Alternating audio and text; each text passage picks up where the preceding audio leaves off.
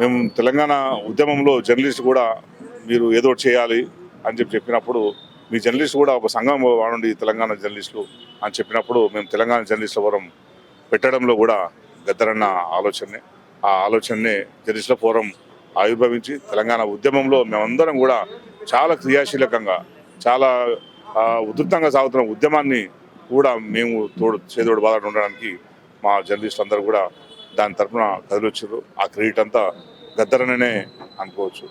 అంటే మొత్తానికి ఈ సంవత్సర కాలాన్ని ఒకసారి చూసుకుంటే ఏదైనా సంక్షేమం వచ్చినప్పుడు అందరం కూడా గద్దరన్న దగ్గర పోతుండే, అన్న ఫలాంది ఇష్యూ వచ్చినప్పుడు ఏం చేద్దాం అంటే, సంక్షోభం అంటే ఇష్యూ అంటే ఏదైనా సమస్య, తెలంగాణలో సమస్య ఉన్నది, ఆ సమస్య పరిష్కారానికి ఎటువంటి కార్యాచరణ తీసుకోవాలన్నప్పుడు గద్దరన్ననే మా అందరికీ దారి చూపెట్టేవాడు.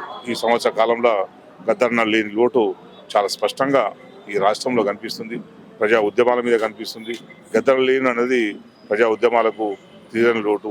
మళ్ళీ అటువంటి వ్యక్తి ఇంకా ఈ ప్రపంచం మీద ఉంటాడు, జన్మిస్తాడు అనేది ఎక్కడ ఊహించలేము.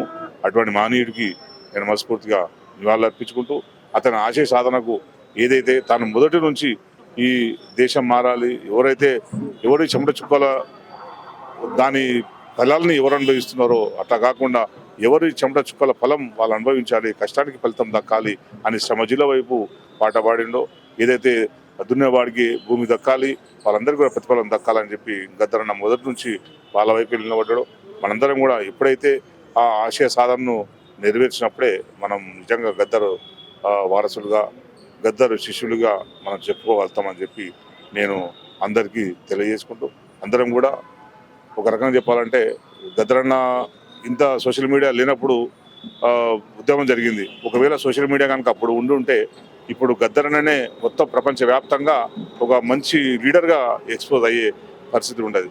అప్పుడున్నదంతా సీమాంధ్ర మీడియా కనుక గద్దరన్నను అంత ఎలివేట్ చేసే పరిస్థితి అప్పుడు రాలేదు. ఇప్పటికైనా అందరూ కూడా ఎవరెవరైతే గద్దరన్న అభిమానులు ఉన్నారో వాళ్ళందరూ కూడా గద్దరన్న కృషిని, గద్దరన్న త్యాగాన్ని, ఆయన ఐడియాలజీని ఇంకా ముందు తీసుకోవాల్సిన అవసరం ఉన్నదని చెప్పి ఈ సందర్భంగా నేను అందరికీ తెలియజేస్తున్నాను.